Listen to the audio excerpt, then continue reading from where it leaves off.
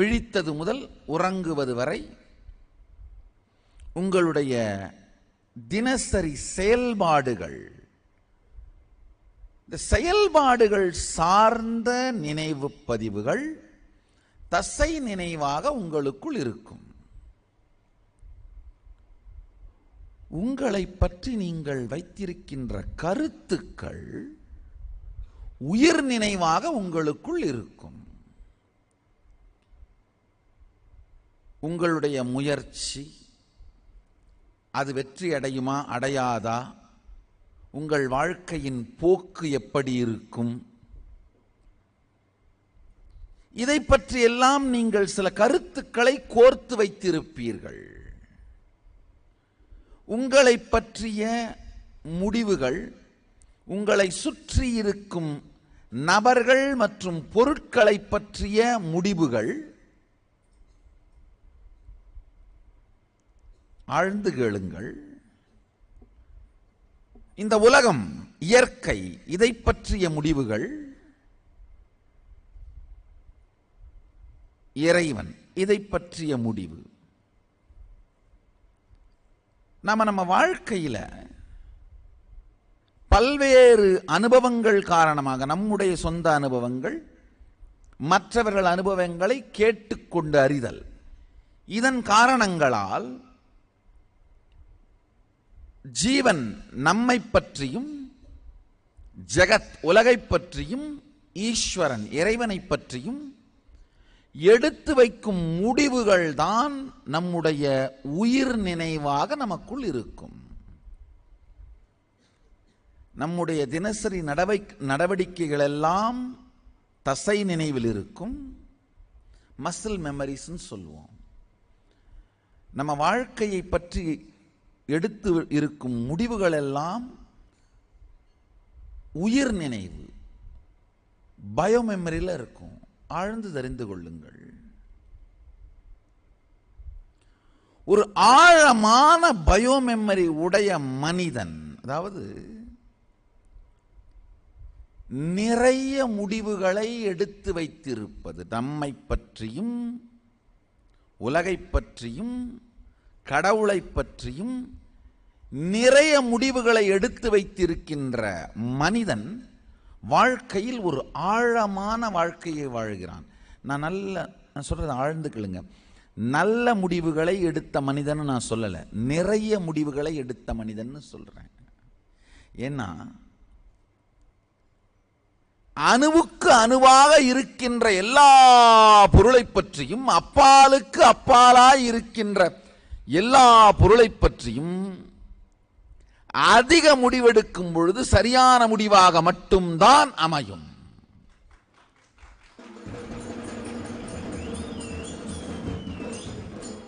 அதனால தான் சொல்றேன், கடவுள் இல்லை எனும் நாத்திகவாதிகள் தான் மேம்போக்கான வாழ்க்கையை வாழ்ந்து மோசமான மரணத்தை அடைகிறார்கள். கடவுள் இருக்கார்னு முடிவுக்கு வந்துடணும்னு நான் சொல்லல, அது சார்ந்து அதிக முடிவுகளை எடுத்துக்கொண்டே செல்லுதல். அப்ப என்ன ஆகும்னா, தேடுதல் உயிரோடு இருக்கும். தேடுதல் உயிரோடு இருக்கின்ற ஒரு மனிதன் ஆழமான வாழ்க்கையை வாழுகின்றான். அணுவுக்கும் அணுவாய் இருப்பது தன் சுய இருப்பு, அப்பாலுக்கு அப்பாலாய் இருப்பது இறைவனின் இருப்பு. இவை இரண்டுக்கும் இடையிலே இருப்பது பிரபஞ்சத்தின் ஜகத்தின் இருப்பு. அணுவுக்கு அணுவாய், அப்பாலுக்கு அப்பாலாய், இந்த இரண்டுக்கும் இடையில் இந்த மூன்று இருப்பை பற்றியும் மேம்போக்கான நினைவோடு வாழ்பவர்கள், முடிவுகளோடு வாழ்பவர்கள் மிகவும் சூப்பர்ஃபிஷியலான, அவர்கள் இருந்தும் இறந்தும் அவர்களால் எந்த விதமான பங்களிப்பும் இல்லாத, இருப்பதும் யாருக்கும் தெரியாது, இல்லாதிருப்பதும் யாருக்கும் தெரியாது, ஆட்டு மந்தைகளைப் போல தனித்துவம், தனி உயிர் விழிப்படையாமலேயே இறந்து போய்விடுகின்றார்கள்.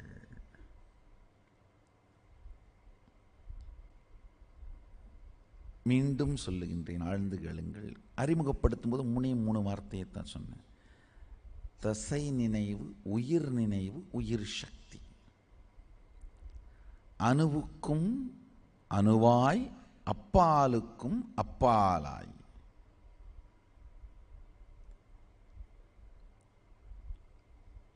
நம்முடைய வாழ்க்கையிலே தினசரி வாழ்க்கை நினைவுகள் எல்லாம் தசை நினைவு. ஒவ்வொரு தினசரி வாழ்க்கை நடவடிக்கையும் நம்மை அணுவுக்கு அணுவாயும் அப்பாலுக்கு அப்பாலாயும் இருக்கின்ற பொருளோடு இணைக்கின்ற நினைவாய் இருக்க வேண்டும். சாதாரண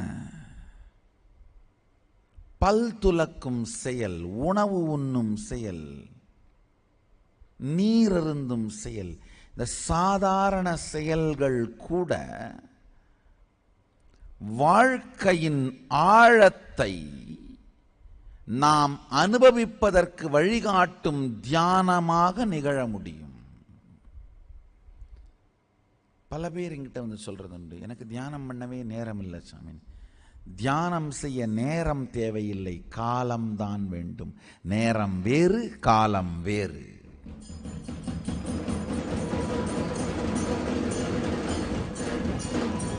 நேரம் நாமாய் நியமித்துக் கொண்ட கடிகாரம் சார்ந்தது. காலம் இறைவனின் இருப்பின் இயக்கம் சார்ந்தது. தியானத்திற்கு நேரம் தேவையில்லை, காலம்தான் வேண்டும். ஆழ்ந்து புரிந்து கொள்ளுங்கள். உங்களுக்கு நேரம் இல்லாமல் இருக்கலாம், காலம் இல்லாமல் நீங்கள் இருக்கவே முடியாது. காலத்தில் தான் உங்கள் இருப்பே இருக்கின்றது. காலத்தில் தான் நீங்கள் விழிக்கிறீர்கள், இருக்கிறீர்கள், உழல்கிறீர்கள், மாய்கிறீர்கள், உறங்குகிறீர்கள். உயிர்ப்பும் உயிர் நினைப்பும், நினைப்பு மறப்பும், மறப்பின் கணப்பும் காலத்தில் தான் நிகழ்கின்றது. உண்மையில் உயர்நிலை அடைவதற்கு உங்களுக்கு நேரம் தேவையில்லை, காலம்தான் தேவை. காலத்தை நேரமாக தரம் குறைப்பதுதான் மனிதன் செய்யும், தனக்குத்தானே செய்து கொள்ளும் மிகப்பெரிய துரோகம். காலம் வாழ்க்கை, நேரம் உங்கள் வாழ்க்கை சமூகத்திற்காக குறைக்கப்படும் அல்லது சீரழிக்கப்படும் அழகு. ஆழ்ந்து புரிந்து கொள்ளுங்கள்.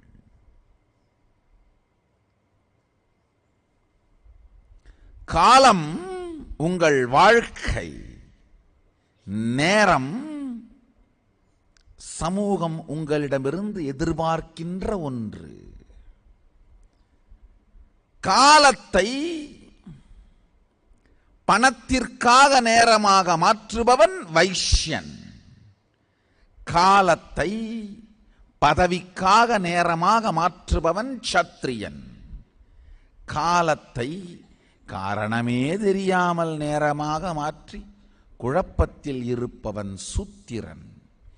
காலத்தை நேரமாக மாற்றாமலே வாழ்வை வாழ்பவன் பிராமணன்.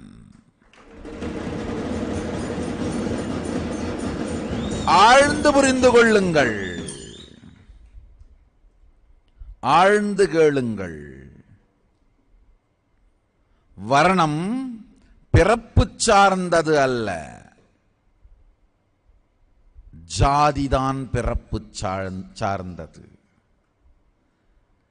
தமிழ்நாட்டில் ஜாதி சங்கங்களாக தன்னை வகுத்துக் கொண்டு பிரிந்து கிடக்கின்ற ஜாதிதான் பிறப்பு சார்ந்தது. வர்ணம் குணம் சார்ந்தது, பிறப்பு சார்ந்தது அல்ல. வைதீகத்தின் வர்ண தர்மம், ஆசிரம தர்மம் பிறப்பு சார்ந்தது அல்ல. சமூகத்தின் மிக இழிந்த பழக்கமான வேற்று சமயங்களின் புகுத்தலாக ஹிந்து தர்மத்திற்குள் நுழைந்த ஜாதி எனும் கொள்கைதான் பிறப்பு சார்ந்தது.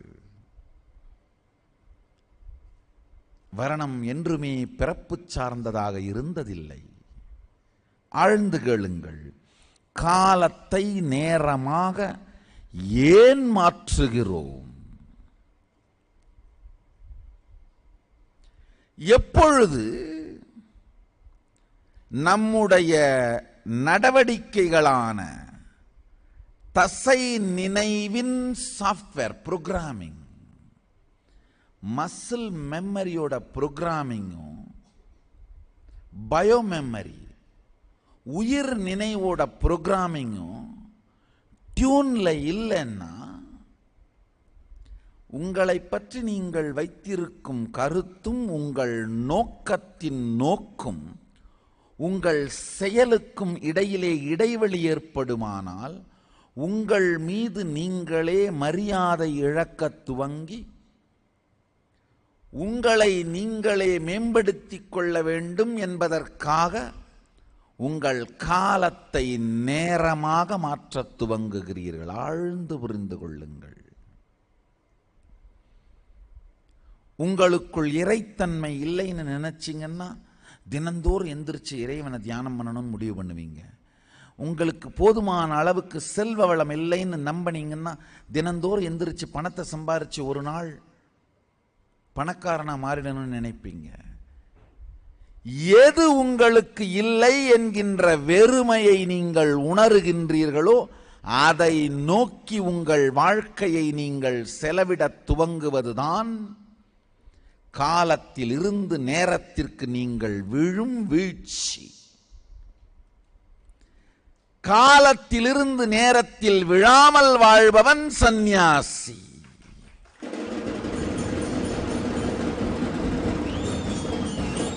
ஒரு சந்நியாசியின் நேரத்திற்கு மதிப்பே கிடையாது. ஏனென்றால் அவன் அதை காலமாக பார்க்கின்றான். ஆழ்ந்து கேளுங்கள். உங்களுடைய காலம் உங்க முதலாளிக்கு பணம், மேனவர்ஸ். உங்க மனைவிக்கு பட்டு சேலை, உங்க மகளுக்கு ஸ்கூட்டி, உங்க மகனுக்கு பைக்கு, உங்க அப்பாவுக்கு மருந்து மாத்திரை.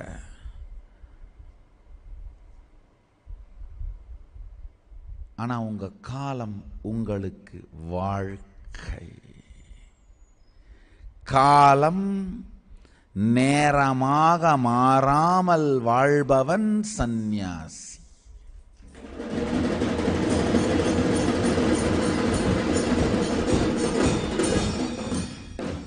நன்றாக தெரிந்து கொள்ளுங்கள். என்னுடைய வாழ்க்கையில் நடந்த ஒரு நிகழ்ச்சியை சொல்லுகின்றேன். என்னுடைய குரு யோகானந்தபுரி என்று அவருடைய பெயர். திருவண்ணாமலையில் வாழ்ந்தார். மிகப்பெரிய யோகி. ஊருக்குள் பல பேருக்கு அவரை தெரியும். மிகப்பெரிய யோகி. ஒரு நாள் இந்த சூரிய நமஸ்காரத்தை பற்றி ஒரு சில கருத்துக்களை சொல்லிக் கொண்டிருந்தார். சூரிய நமஸ்காரம்னா என்னன்னு, பிரபஞ்சத்துக்கே உயிரளிக்கக்கூடிய பரம்பொருளான சூரியனின் சக்தியை உள்வாங்கி நம்முடைய உள் உறுப்புகள் எல்லாம் சூரியனுடைய சக்தியினாலே சுறுசுறுப்படைந்து இயங்குகின்ற தன்மையை பெறுவதுதான் சூரிய நமஸ்காரம். சிவத்தை உள்வாங்கி சக்தியை ஏற்றுகின்ற நுட்பம். சிவத்தை உள்வாங்கி சக்தியை ஏற்றிக்கொள்ளுகின்ற நுட்பம். ரொம்ப அருமையாக சொல்லிக் கொண்டிருந்தார்.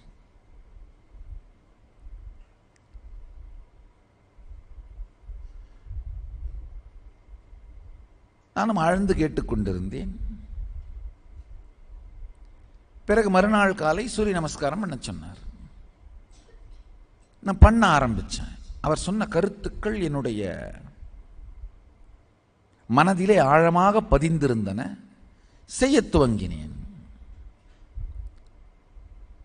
ஒரு மணி நேரத்திற்கு பிறகு நான் உட்காந்துட்டேன், டயர்டாகி. அவர் கேட்டார், என்ன நான் சொன்னதெல்லாம் புரிஞ்சுதா, சூரிய நமஸ்காரம் செஞ்சு அதை பலன் கிடைத்ததான்னு. இல்லை சாமி, 1 மணி நேரம் செஞ்சேன், டயர்டாக இருக்குது, டெய்லி காலையில் 1 மணி நேரம் செய்கிறனே அப்படின்னு சொன்னேன். அப்போ சொன்னார், இப்பொழுதுதான் உன் காலம் நேரமாக மாற துவங்குகிறது. காலம் நேரமாக மாறாமல் இருக்க வேண்டும் என்றால் உயிர் நினைவாக மாறிய ஒரு தெளிவு தசை நினைவாக மாறும் வரை அதை விடாது பழகுதல்.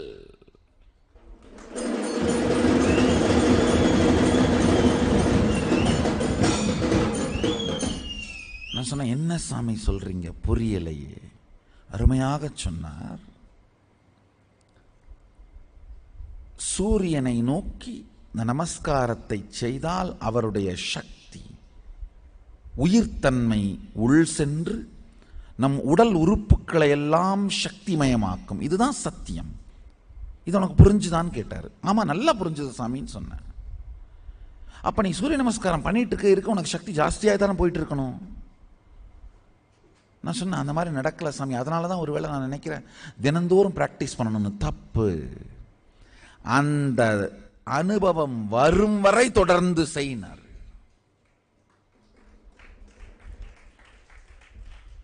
எப்பொழுது உயிரிலே பதிந்துவிட்ட அறிவு நினைவு தசையின் நினைவாக தினசரி அனுபவமாக மாறவில்லையோ அப்பொழுதுதான் நாம் நம் காலத்தை நேரமாக மாற்றி நம் வாழ்க்கையின் தரத்தை குறைக்கிறோம். காலம் நேரமா மாறக்கூடாது. இந்த உணர்வு புரிதல் அனுபவமாய் மாறும் வரை, பயோ மெமரியில் புரிஞ்ச ஒரு சத்தியம் மசில் மெமரியோட ரியாலிட்டியா மாறுற வரைக்கும் உன் உயிர் புரிவு தசைப்புரிவாக மாறுகின்ற வரை தொடர்ந்து செய். முதல்ல கொஞ்சம் கஷ்டமாத்தான் இருந்தது. சூரியன் உதிக்கும் பொழுது ஆரம்பிச்சேன். ஒரு 2 மணி நேரம் ஆன உடனே கொஞ்சம் கஷ்டமாத்தான் இருந்தது. ஆனா குரு வாக்கு தொடர்ந்து செய்யும் பொழுது ஒரு 4 மணி நேரத்திற்கு பிறகு இந்த தயக்கம், சோர்வு எல்லாம் மறந்துருச்சு. சோர்வுன்னா என்னன்னா வேற ஒண்ணுமே இல்லை. நம்ம உடம்பு நம்மளை டெம்ப் பண்ணி பார்க்கும், எப்படியாவது இவனை சாட்சி படுக்கையில் கடத்திடலாமான்னு. மாட்டோம், சாய மாட்டோம்னு தெரிஞ்சா போயிரும், அவ்வளவுதான். சாய்க்க இயலுமோ நம்மை மாய்க்க இயலுமோ என முயற்சிக்கும் மன மாயையே சோர்வு. சாய்க்க முடியாதுன்னு தெரிஞ்சிட்டா போயிரும், அவ்வளவுதான்.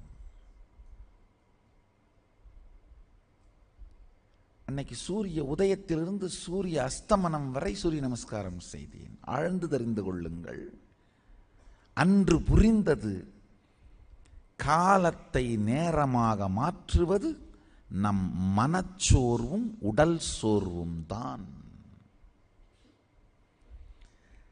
வாழ்க்கையிலே நமக்கு புரிந்த ஒரு கருத்து நிஜமாக மாறுவதை தள்ளி போடுவதுதான் காலத்தை நேரமாக மாற்றுகின்ற ஒரு மிகப்பெரிய கொடுமை. நல்லா புரிஞ்சுக்குங்க. காலம் இருப்பு சார்ந்தது, நேரம் சமூகம் சார்ந்தது. நீங்க எப்போ உங்களுடைய காலத்தை நேரமாக வகுத்து ஏதோ ஒரு விஷயத்தை ஒரு குறிப்பிட்ட நேரத்தில் செய்வதனால் உங்கள் காலத்திலே ஒரு சாதனையை சாதித்து விட முடியும்னு கற்பனை காண்றீங்களோ அப்பொழுதே நீங்கள் தோற்றுவிட்டீர்கள். எல்லா மிகப்பெரிய சாதனையும் காலத்தில் நிகழ்வது, நேரத்தில் அல்ல. நேற்று இரவு 3 அல்லது 4 மணி இருக்கும், என்னுடைய லைப்ரரி இன்சார்ஜுக்கு மெசேஜ் அனுப்பி இந்த மாதிரி ஒரு குறிப்பிட்ட தமிழ் புத்தகம் படிக்கணும், எடுத்து தேடி கண்டுபிடிங்கன்னு மெசேஜ் அனுப்பினேன். அவங்களும் மெசேஜை பார்த்துட்டு எத்தனை காப்பி வாங்கணும் சாமின்னு கேட்டாங்க. இல்லை, நம்ம லைப்ரரியில் இருக்க எடுத்துகிட்டு வாங்க. கொஞ்சம் நேரம் கழிச்சு கண்டுபிடிச்சிட்டா எங்கே கொடுக்கணும் சாமி? கோர்ட்டியாரில் கொடுத்துருங்க. கொண்டு வந்து அதை படித்து முடிச்சுட்டு தான் இப்போ இறங்கி வர்றேன்.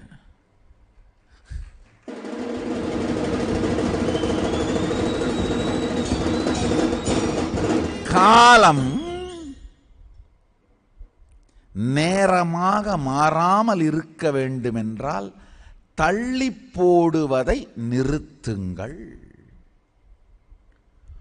புரிந்துவிட்ட ஒரு சத்தியம் வாழ்க்கையாய் மாறும் வரை அதை நோக்கி செயல்பட்டு கொண்டே இருப்பவன் சந்நியாசி.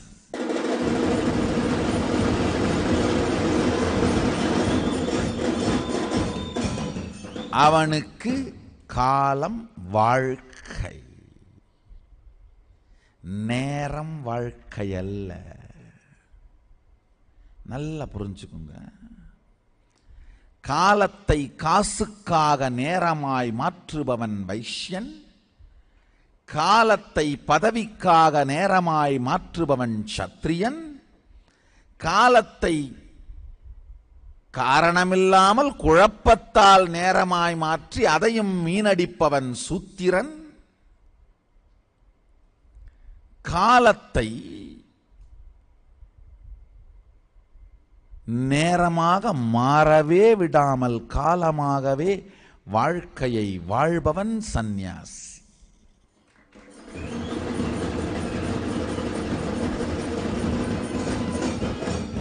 காலம்னா என்ன?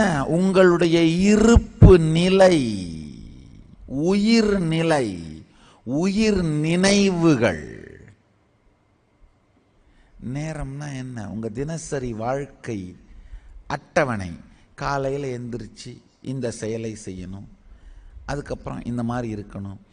இந்த தினசரி நடவடிக்கைகள் சார்ந்த நினைவு, மசில் மெமரி நேரம் சார்ந்தது. உங்கள் வாழ்க்கையை பற்றிய உயிர் நினைவுகள், பயோ மெமரி காலம் சார்ந்தது. நல்லா தெரிஞ்சுக்கோங்க. காலம் சார்ந்து ஆழமான முடிவுகளை எடுத்தவர்கள் நேரம் சார்ந்து செயலை செய்தாலும் செய்யாவிட்டாலும் உலகத்தின் மீது மிகப்பெரிய தாக்கத்தை ஏற்படுத்துவார்கள்.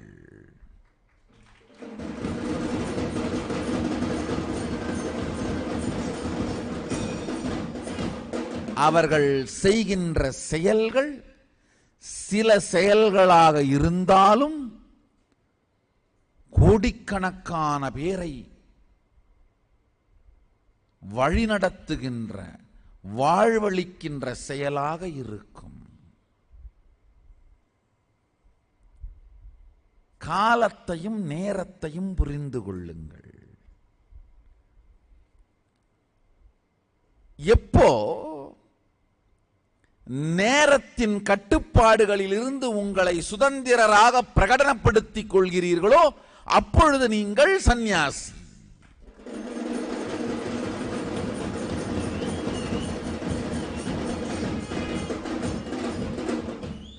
என் நேரம் யாருக்கும் சொந்தமில்லை, என் காலத்தை வளமாக்கிக் கொள்வதற்கே என் நேரம் என்று முடிவெடுத்தவன் சந்நியாசி.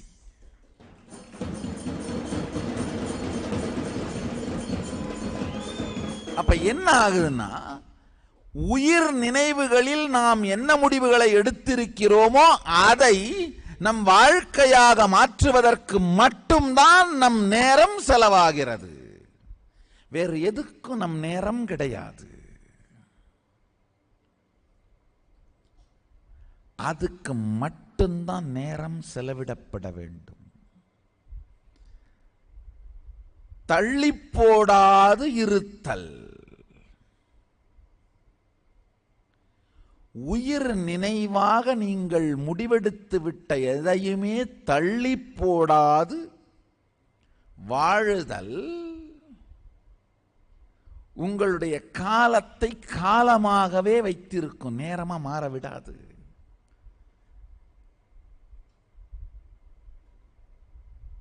இந்த சூரிய நமஸ்காரம் பற்றி ஒரே ஒரு சிறிய நிகழ்ச்சியை சொன்னேன்.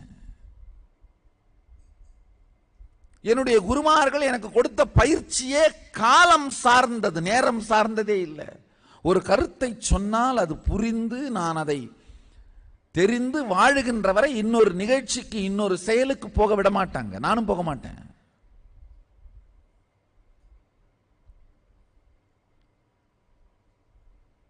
காலம் சார்ந்தே இயங்குபவனுக்கு இராப்பகல் இல்லை. ராப்பகல் இல்லா பெருவெளி வீட்டில் லயித்து இருக்கின்ற பக்குவத்தை அவன் அடைகின்றான். யார் காலம் சார்ந்து இயங்குகிறார்களோ அவர்களுக்கு ராப்பகல் கிடையாது. நேரம் சார்ந்து இயங்குபவர்களுக்கு தான் ராப்பகல் உண்டு. ராப்பகல் இருந்தால் நீ மனிதன், ராப்பகல் இல்லா பெருவெளி வீட்டில் வாழ்ந்தால் நீ யோகி.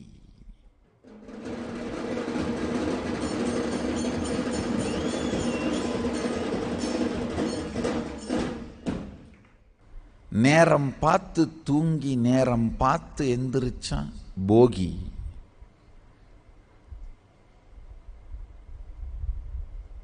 நேரம் பார்க்காம தூங்கிக்கிட்டே இருந்தா போகி.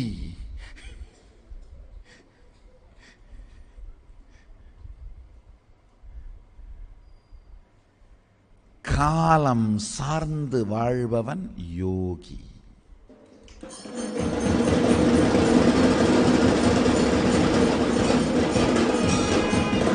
ஒவ்வொரு கருத்தாக ஒவ்வொரு சத்தியமாக உள்வாங்கி உள்வாங்கி ஜீரணித்து அது உயிர் நினைவாய் மாறுகின்ற வரை வேறொன்றை பற்றியும் கவலையில்லாமல் இதாயே உள்ளில் அரைத்து அதை உயிர் நினைவாய் மாற்றுகின்ற வரை அதை சார்ந்தே வாழ்வதுதான் காலம் சார்ந்த வாழ்க்கை. இந்த சுதந்திரத்தை நமக்கு நாமே கொடுத்துக்கிறது தான் ஆதீனவாசி வாழ்க்கை.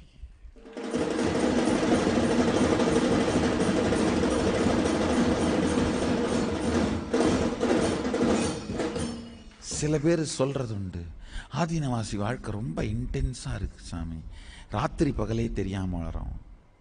இது இன்டென்ஸான வாழ்க்கைன்னு சொல்றது கூட உண்மை கிடையாது.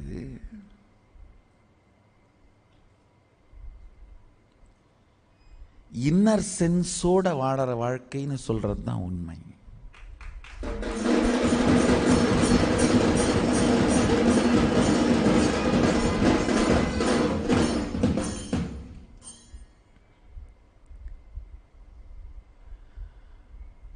நல்லா புரிஞ்சுக்கோங்க.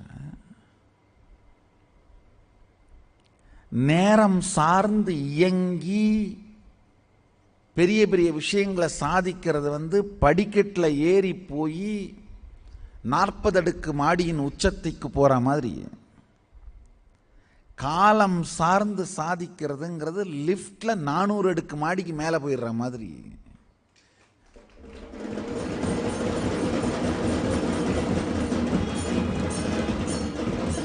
இந்த 40 அடுக்குல இருக்கவன்லாம் நினைச்சிட்டு இருக்கான், 40 அடுக்குக்கே நான் இந்த பாடுபடுறேனே, இவன் 400 அடுக்கு என்ன பாடுபட்டு இருப்பான்னு. அவனுக்கு தெரியாது நீங்க போறது லிப்ட்.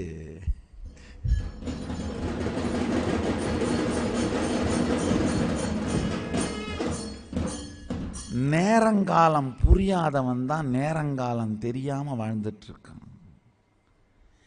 இந்த 2 விஷயத்தை மட்டும் புரிந்து கொள்ளுங்கள். தசை நினைவு, உயிர் நினைவு, உயிர் சக்தி. உயிர் நினைவில் இருக்கிற சத்தியங்கள் எல்லாம், உங்களை பற்றி நீங்கள் வைத்திருக்கின்ற கருத்து எல்லாம் நிஜமாகும் பொழுது அது உயிர் சக்தியா மாறிடும். அணுவுக்கும் அணுவாய் உங்களை பற்றி நீங்கள் வைத்திருக்கும் கருத்து, அப்பாலுக்கு அப்பாலாய் இருக்கும் இறைவனை பற்றி நீங்கள் வைத்திருக்கும் கருத்து, இந்த இரண்டுக்கும் இடையிலே இருக்கின்ற ஜெகத் உலகத்தை பற்றி நீங்கள் வைத்திருக்கும் கருத்து, இது எல்லாம்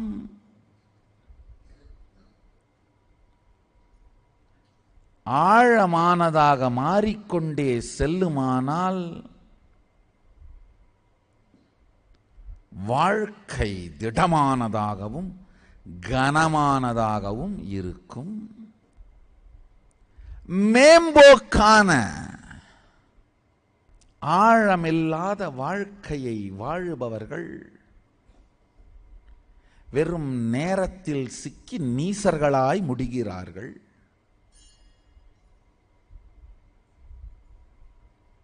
நம்ம எல்லாருக்கும் அடுத்து வர்ற கேள்வி இதுதான். காலத்திலேயே அப்போ வாழ்வது எப்படி? நல்லா புரிஞ்சுங்க. ஒரு அடிப்படை நுட்பத்தை கொடுக்கிறேன். இன்று உங்கள் வாழ்க்கையிலே உங்களை பற்றி நீங்கள் வைத்திருக்கின்ற உயர்ந்த முடிவுகள், கருத்துக்கள், இவைகளையெல்லாம் நிஜமாக்குங்கள். தள்ளி போடாதீர்கள், பிளான் பண்ணாதீங்க.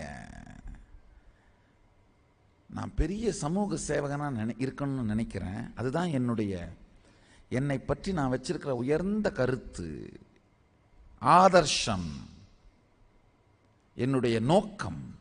அப்போ நான் என்ன பண்ணுவேன்? நாளையிலிருந்து டெய்லி காலையில் 1 hour சமூக சேவை பண்ணுவேன். நாசமா போச்சு. இந்த கருத்து நிஜமாகின்ற செயல்களை செய்து முடிக்கும் வரை வேறு எதை பற்றிய சிந்தையும் கிடையாது, தள்ளி போடுவது கிடையாது. பிளான் பண்ணாலே நாசமா போச்சு.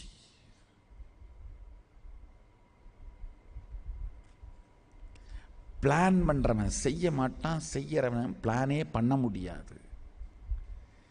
செஞ்சுக்கிட்டே இருக்கும்போது மாறிக்கிட்டே இருக்கும், பிளான் பண்ண முடியாது. பிளான் பண்றவன் செய்ய முடியாது, செய்யறவன் பிளான் பண்ண முடியாது. இதான் வாழ்க்கை. சாமி பிளானை சொல்லுங்கன்னு ஒருத்தன் கேட்டாலே அவன் லூசு, இது வரைக்கும் வாழ்க்கையில் வேலையே செஞ்சதில்லைன்னு அர்த்தம். வேலை செஞ்சாத்தான் தெரியும், பிளான் பண்ண முடியாதுப்பான்னு.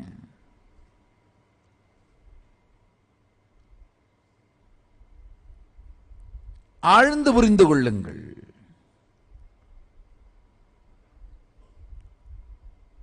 ஒரு விஷயத்தை அது நடக்கக்கூடாதுன்னு நீங்க நினைச்சீங்கன்னா அதுக்கு பிளான் போட்டு கொடுத்துருங்க, போதும். அது நடக்கவே நடக்காது. அது நாசமா போச்சு. இப்ப நீங்க சமூக சேவகர் ஆகணும்னு நினைக்கிறீங்க, அதுக்கு பிளான் பண்ணுங்க, போதும். நாசமா போச்சு, கட்டாயம் ஆக மாட்டீங்க.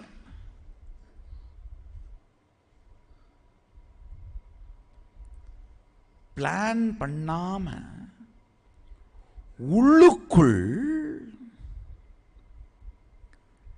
கருத்தை ஆழ்ந்து உயிர் நினைவுக்குள் புடம் போட்டு சொக்கப்பனை கொளுத்துறதுன்னு தமிழ்நாட்டில் ஒரு பழக்கம் உண்டு. கார்த்திகை தீபத்துக்கு கொளுத்துவார்கள். பனமரத்து பூவை பதமாக நெருப்பில் வைத்து பொடியாக அரைத்து சாக்கு துணியில் சுற்றி மூங்கில் கோல் இடை செருகி கரி நெருப்பை வைத்து கழட்டி சுத்தனா பொரியா பறக்கும். அதுதான் சொக்கப்பனைன்னு சொல்லுவோம். கிராமங்கள்லாம் இன்னும் அந்த பழக்கம் இருக்கும். சொக்கப்பனை கொளுத்தல் கார்த்திகை தீபத்தப்போ செய்வார்கள். இந்த சொக்கப்பனை கொளுத்துறதுக்கு பனமரத்து பூவை புடம் போடுவார்கள். உள்ளுக்குள்ளேயே அதை எரிக்க வேண்டும், மொத்தமாக எரிஞ்சு சாம்பலாயிரப்படாது. அது மாதிரி ஒரு சத்தியத்தை உள்ளுக்குள்ளேயே வைத்து எரிக்க வேண்டும், புடம் போட வேண்டும். இப்ப அப்ப சொக்கப்பனை நெருப்பு போல அது சார்ந்த உண்மைகள் நமக்குள் வெடித்து பொங்கி சுற்றி பறக்கும்.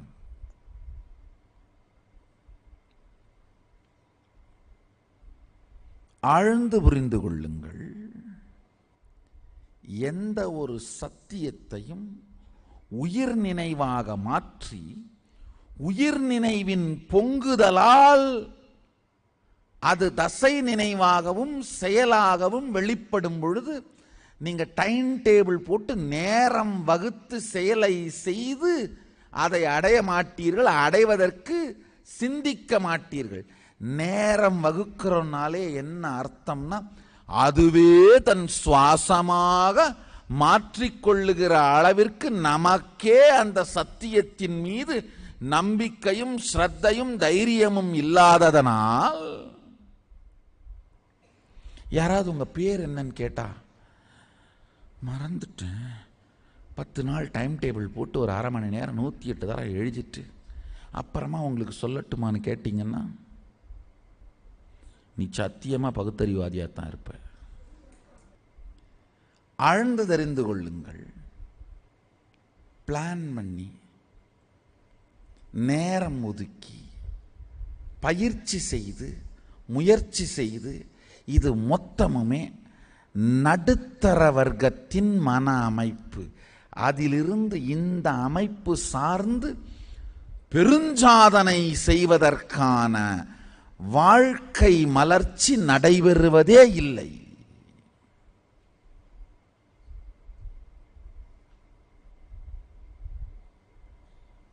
என்னுடைய குருமார்கள் எனக்கு கற்றுக் கொடுத்த ஒரு முக்கியமான விஷயம், அறுபடாத சாதனை தான் பலன் கொடுக்கும். அதாவது நிராகாரம், உணவை கடந்த நிலைக்கு போகணும்னா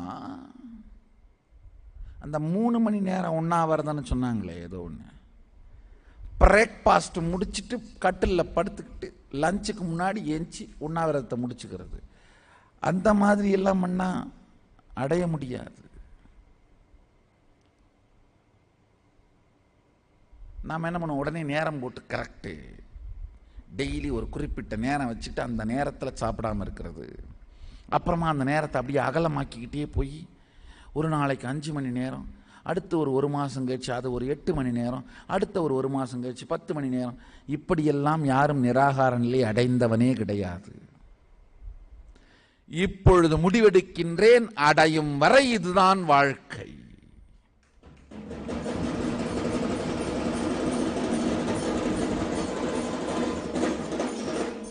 காலம் சார்ந்துதான் பெரிய சாதனைகள் சாதிக்கப்படுகிறது.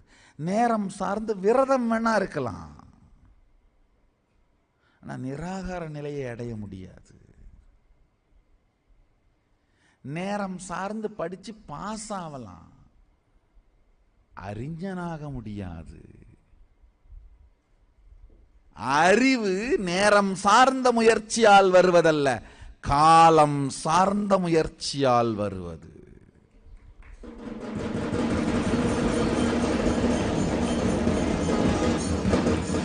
ஒரு விஷயத்தை தெரிஞ்சுக்கணும்னு ராத்திரி 3 மணிக்கு நினைக்கிற, அதை பத்தி கவலையே படாம உடனடியாக மெசேஜ் பண்ணி அந்த புக்கை கொண்டு வா.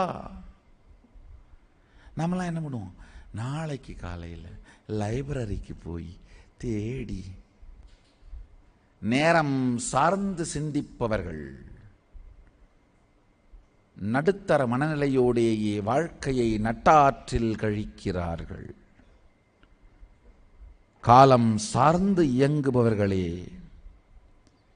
மிகப்பெரிய வெற்றிகளை அடைகின்றார்கள். உங்கள் வாழ்க்கையின் நோக்கம் உங்கள் தினசரி நேரப்பட்டியல் சார்ந்து இருக்கக்கூடாது. உங்கள் வாழ்க்கை சார்ந்தே இருக்க வேண்டும். நேரம் காலத்திற்கு கட்டுப்பட்டு இயங்க வேண்டும்.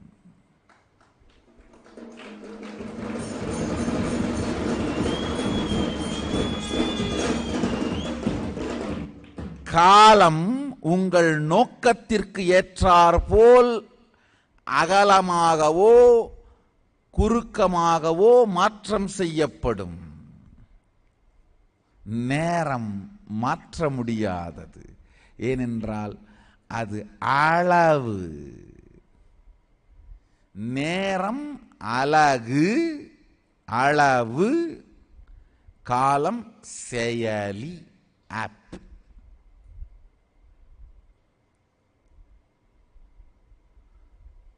யூனிட்டே வேற. நேரத்துக்கு யூனிட்டு செகண்டு, நிமிஷம், மணி. காலத்துக்கு யூனிட்டு சிந்தனை வேகம், செயல் தெளிவு, வாழ்க்கையின் நோக்கம். உங்க வாழ்க்கையோட நோக்கமே ஒரு வீடு, 2 வீட்டுக்காரி, 3 காரு, அவ்வளவுதான் அப்படின்னா அப்ப காலம் அவ்வளவு தேவையில்லையே. போதும் 70 வருஷம். உங்கள் நோக்கம் சார்ந்து காலம் விரியும், நேரம் விரிய முடியாது.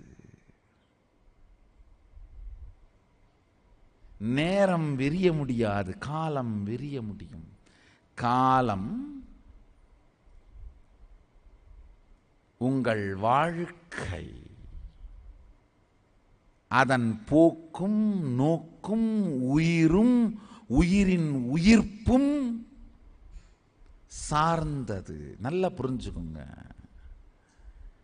நேரம் சார்ந்து இயங்குனீங்கன்னா 60 வயசானா டயர்டாக ஆகணும், 70 வயசானா பெட்டில் படுத்தாகணும், 80 வயசானா இருமிக்கிட்டே இருக்கணும்,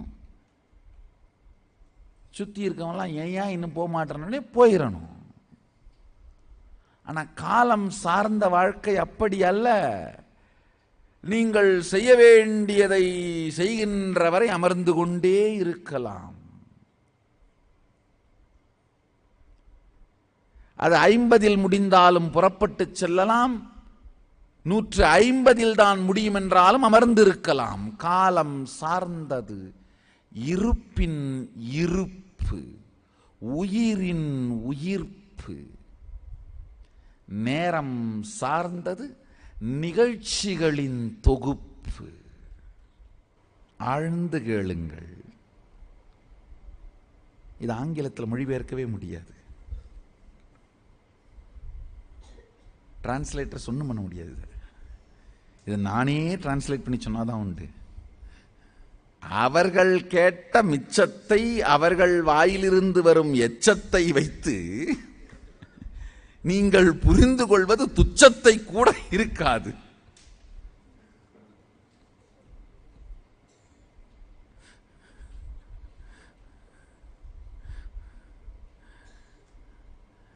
இது ஒரு பெரிய சத்தியம். காலம் வேறு, நேரம் வேறு.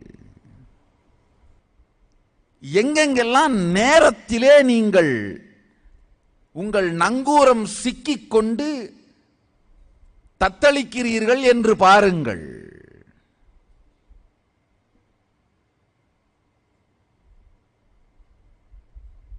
காலம் என்கின்ற கடலிலே இனிமையாக தன் கப்பலை நிகழ்த்த தெரியாதவன் நேரம் என்கின்ற நங்கூரச் சங்கிலிகளிலே சிக்கி தவிக்கின்றான்.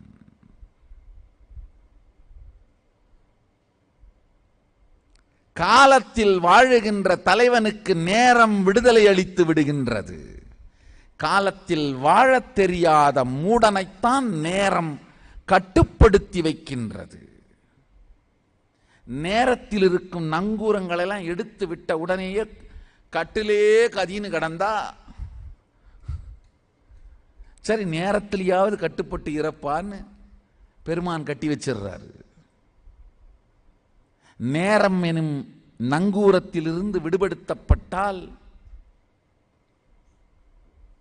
காலம் வாழ்க்கையின் உயிர் நோக்கத்தை நோக்கி உயிர்த்து எழுமானால் நேரம் எனும் கட்டுப்பாடு தேவையில்லை. பக்தி மலர்ந்து விட்டவன் தினந்தோறும் குறிப்பிட்ட வேளையை வைத்துக்கொண்டு நீரூற்றி அபிஷேகம் செய்து முறையா பூஜை பண்ணணுன்ற அவசியம் இல்லை. காலத்திலே மலராததனால்தான் நேரத்திலே சாதனை செய்தாக வேண்டி இருக்கிறது. தன் உடலையும் மனதையும் உயிர் கொண்டு கட்டிவிட்டவன் நேரத்தை வைத்துக்கொண்டு யோகத்தாலும் பிராணாயாமத்தாலும் உடலை வளைக்க வேண்டிய அவசியமில்லை. மனமது செம்மையானால் மந்திரம் செம்மையாமே.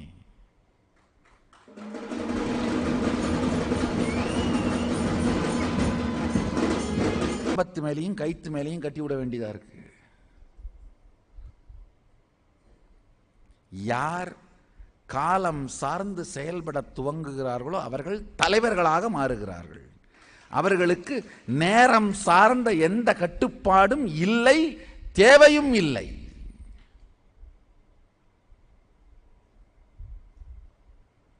காலம் சார்ந்த உயிரின் உயிர்ப்பை காணாதவர்கள்தான் நேரம் சார்ந்து அவர்களை பயிற்சி செய்ய வைக்க வேண்டிய கொடுமை கட்டாயம் ஏற்படுகின்றது. காலத்தை சார்ந்து இயங்குபவனுக்கு சோம்பலும் இல்லை,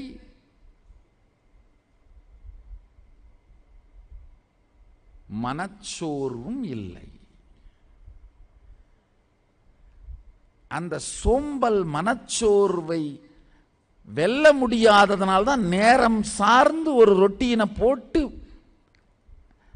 நம்மளை நாமளே அரைக்க வேண்டியதா இருக்கு. காலம் சார்ந்து வாழ கற்றுக்கொள்ளுங்கள், கால பைரவன் அருள் கிட்டும்.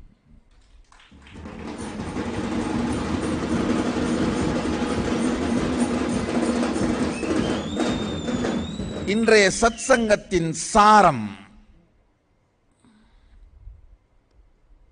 தசை நினைவு, உயிர் நினைவு, உயிர் சக்தி. அப்பாலுக்கும் அப்பாலாய், அணுவுக்கும் அணுவாய். காலம் என்பது வேறு, நேரம் என்பது வேறு. இவை அனைத்தையும் ஆழ்ந்து சிந்தியுங்கள்.